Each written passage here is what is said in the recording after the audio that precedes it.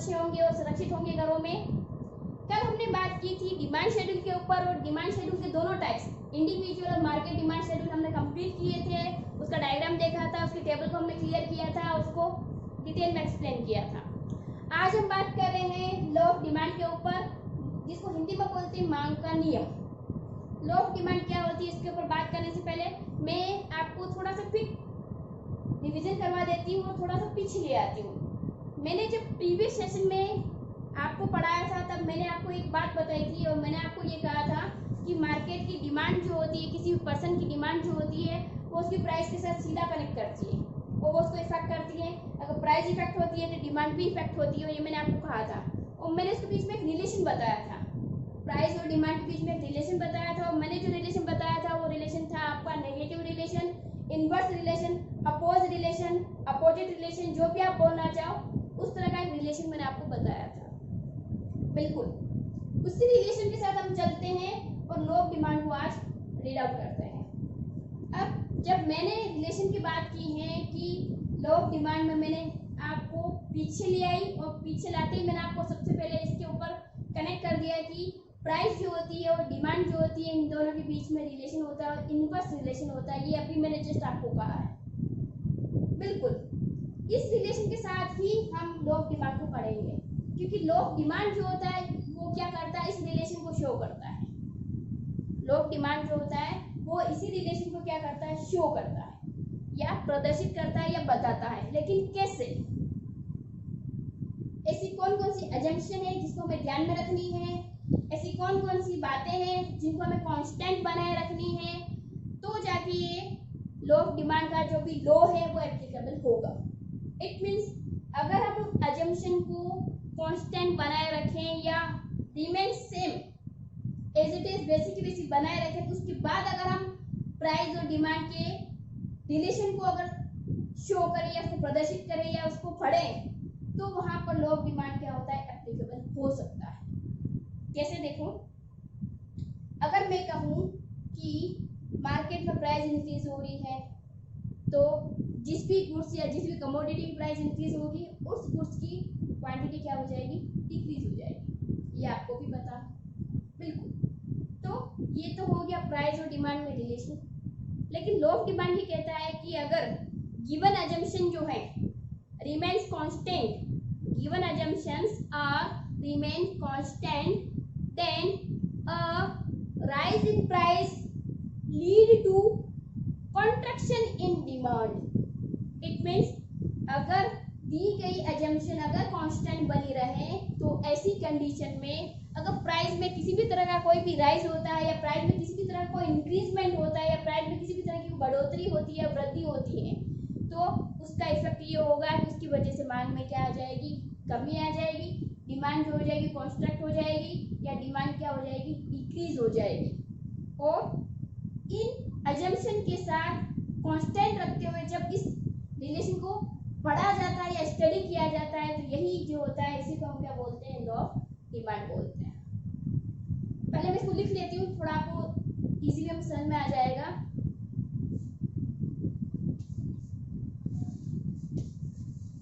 Other things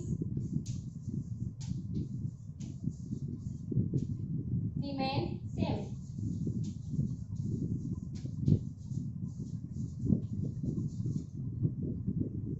Law of demand refer that other things remain same. जो भी आपकी other things they रखी हैं वो सारी क्या होनी चाहिए, सेम होनी चाहिए, कांस्टेंट होनी चाहिए। Then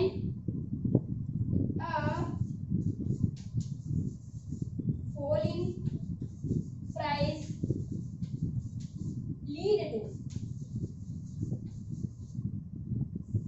expansion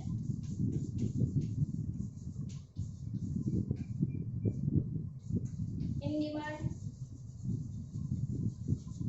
and a rise in price lead to contraction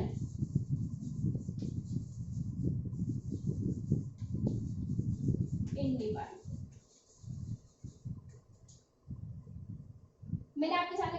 है, पहले से समझने की कोशिश करते हैं। Law of demand refer to other things remain same या कांस्टेंट। आप इसको कांस्टेंट लिख सकते हैं।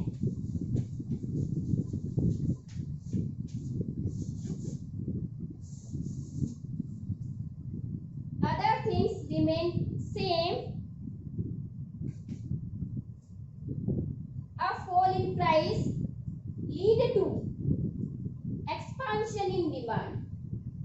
अगर जितनी भी अदर थिंग्स या अजम्पशन जितनी भी दे रखी हैं, अगर वो सेम रहती हैं या कांस्टेंट रहती हैं, then fall in price, price में जो भी फॉल होगा उसकी वजह से डिमांड क्या हो जाएगी, एक्सपांड हो जाएगी या एक्सपांशन हो जाएगा डिमांड में। और यदि प्राइस में किसी भी तरह का कोई भी राइज होगा तो lead to contraction in demand, तो वो डिमांड को क्या कर देगा, कम कर देगा, उसमें कॉन्ट्रैक्शन कर देगा या उसमें डिक्रीजमेंट कर देगा। It is called law of demand. Hindi में बात करते हैं कि मांग का नियम क्या होता है। मांग का नियम यह बताता है कि यदि दी गई मान्यताओं को स्थिर रखा जाए या सेम रखा जाए या कांस्टेंट रखा जाए, तो ऐसी स्थिति में कीमत और मांग के बीच विपरीत संबंध होता है, जो यह बताता है कि यदि कीमत बढ़ेगी तो मांग कम हो जाएगी और यदि कीमत घटेगी तो मांग बढ़ जाएगी। इस तरह का संबंध प्रदर्शित करने वाला नियम मांग का नियम कहलाता है। वापस सुन लीजिए, मांग का नियम क्या होता है। मांग का नियम ये कहता है कि यदि दी गई मान्यताएं जो भी है उनको यदि हम स्थिर कर दें या उनको कांस्टेंट कर दें या जैसी दे रखी है उनको वैसे ही अगर हम रख लें, और उसके बाद यदि कीमत बढ़ती है तो उस वस्तु की मांग मात्रा कम हो जाएगी और यदि कीमत घटती है तो उस वस्तु की मांग मात्रा बढ़ा दी जाएगी। तो इस तरह का संबंध बताने वाला नियम या इस तरह का जो संबंध प्रदर्शित करता है वह नियम मांग का नियम कहलाता है। इंग्लिश के ऊपर चलते हैं। Law of demand refer to other things remain same and constant या constant, a fall in price lead to expansion in demand and a rise in price lead to contraction in demand. That is called law of demand. It means अगर assumption जितनी भी है या other things जितनी भी है उनको अगर हम सेम रखें और उसके बाद यदि प्राइस में कोई भी इंक्रीजमेंट होता है तो उसकी वजह से डिमांड डिक्रीज हो जाएगी, और यदि प्राइस में किसी भी तरह का कोई डिक्रीजमेंट होता है तो डिमांड इंक्रीज हो जाएगी। और यही लॉ जो होता है वो क्या कहलाता है, लॉ ऑफ डिमांड कहलाता है। क्लियर सबको, एवरीबॉडी? इसका आप स्क्रीनशॉट ले लें एक बार। उसके बाद हम बात करेंगे कि अदर थिंग्स रिमेन सेम जो मैंने लिखा है उसमें क्या क्या अजम्पशन आएगी और किस तरह की अजम्पशन आएगी। तो एक बार आप इसका स्क्रीनशॉट ले लें। हम अजम्पशन के ऊपर चलते हैं या अदर थिंग्स जो भी है उसके बारे में बात करते हैं।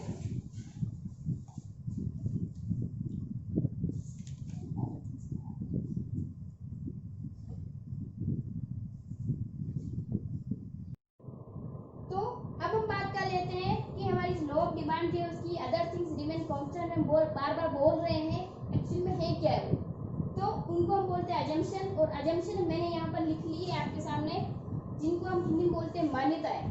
कि मांग के नियम को जब भी पढ़ा जाता है तो जितनी भी मान्यताएं होती है उन मान्यताओं के साथ ही पढ़ा जाता है।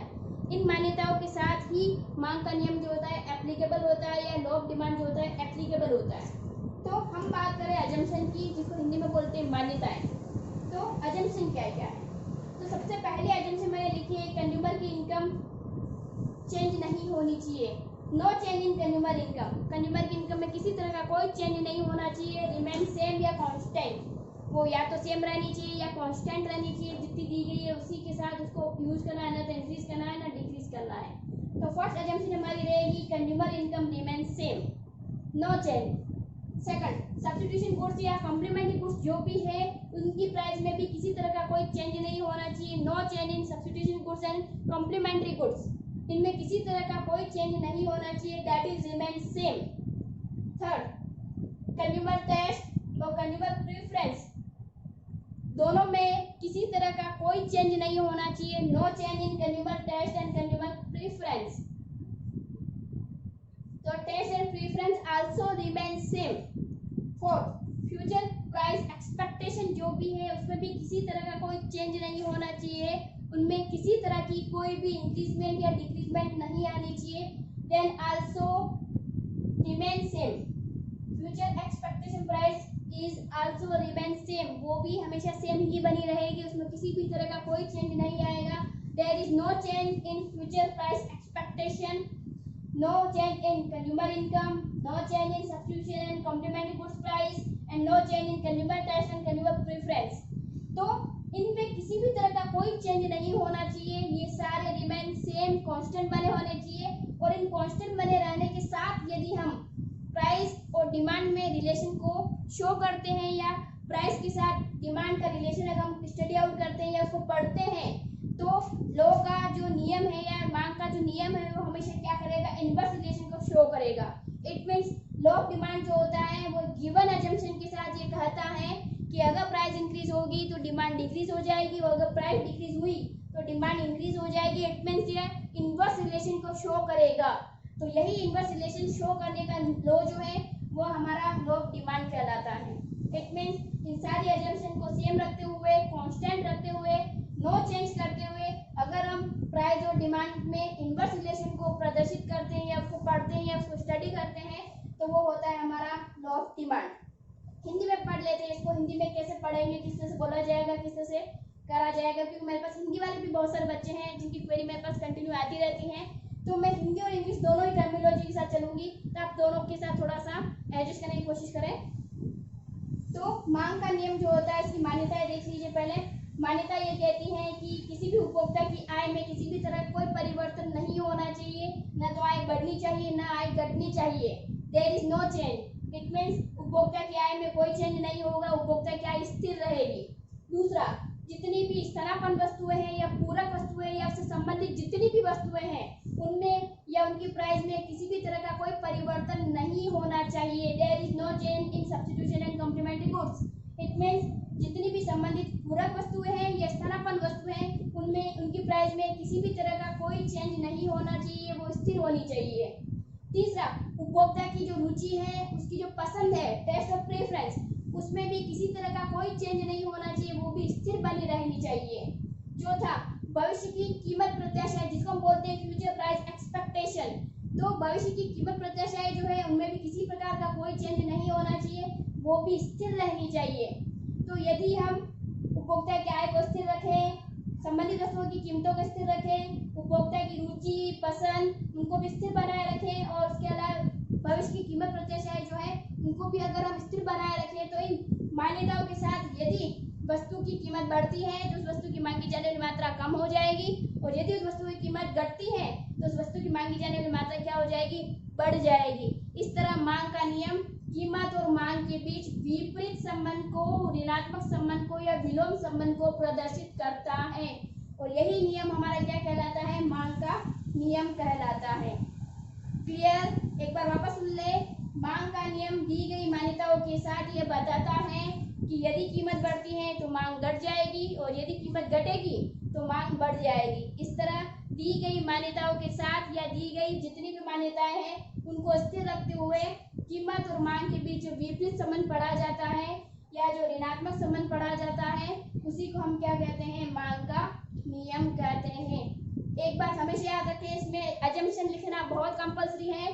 बिना अजम्पशन के एप्लीकेबल नहीं होगा, ये नियम लागू नहीं होगा। तो इस नियम को लागू करने के लिए आपको मान्यताएं लिखना बहुत जरूरी है। बिना मान्यताओं के नियम लागू नहीं होगा, और आपको ये भी लिखना पड़ेगा कि कैसा रिलेशन शो करता है। इट मींस ये कैसा रिलेशन शो करेगा, इनवर्स रिलेशन, अपोजिट या नेगेटिव रिलेशन को शो करेगा। तो ये आपको लिखना बहुत जरूरी है। तो इन सब के साथ यदि आप इसको लिखोगे तो ये मांग का नियम क्या हो जाएगा, आपका कंप्लीट हो जाएगा। एक लास्ट, इसके अंदर डायग्राम बनाना बहुत कंपल्सरी है।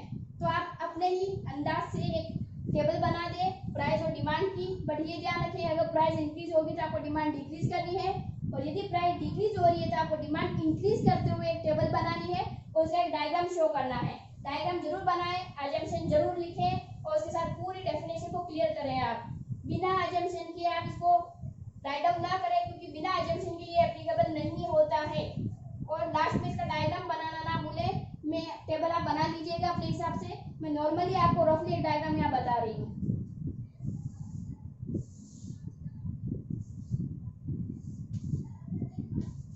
अगेन ओवाई एक्सिस के ऊपर प्राइस आ जाएगी, ओएच एक्सिस के ऊपर क्वांटिटी डिमांड आ जाएगी, और रफली एक डायग्राम बना रही हूँ। आप टेबल आप बना ले, मैं रफली डायग्राम बना के आपके लिए छोड़ रही हूँ।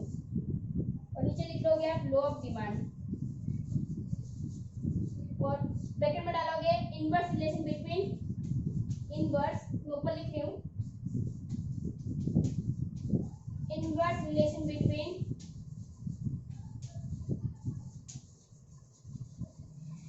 Price and demand, price and quantity demand.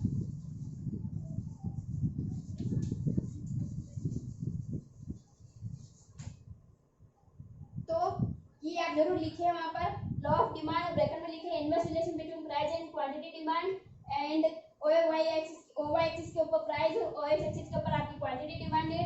और आप टेबल से इस डायग्राम को ड्रॉ करें, स्केल से मेजर करके करें सारा काम, और डीडी लाइन सारे जितने भी आपके पॉइंट्स मिलेंगे उनको आप ज्वाइन करें, और ज्वाइन करने के बाद डीडी लाइन या जो भी कर्व आप बनाना चाहे बना के उसको शो करें। तो यहाँ तक करोगे आप तो जाके आपका लॉ ऑफ डिमांड कंप्लीट होगा, और तो जाके आपको नंबर पूरे में से पूरे मिल पाएंगे। तो कोशिश पूरी करिएगा कि आप अजम्पशन, डेफिनेशन, रिलेशन, टेबल और डायग्राम इन पांचों के साथ इस क्वेश्चन को कंप्लीट करें। बहुत इंपॉर्टेंट क्वेश्चन है जो हर साल पेपर में आया हुआ है। ऐसा एक भी साल नहीं छूटा है जिसके अंदर ये क्वेश्चन ना पूछा गया हो। यदि हाफ ईयरली में ना पूछा गया होगा तो ईयरली में आ जाएगा, ईयरली में नहीं होगा तो हाफ ईयरली में जरूर मिल जाएगा आपको। इसलिए इस क्वेश्चन को बहुत अच्छे से क्लियर करें। इसके रिगार्डिंग अगर आपकी कोई भी क्वेरी अगर रहती है तो प्लीज़ आप मुझे कमेंट बॉक्स में जरूर बताएं, जरूर लिख के दें। मैं आपसे इसके रिगार्डिंग जो भी आपकी क्वेरी होगी उसको बैठ के जरूर सॉर्ट आउट करूंगी।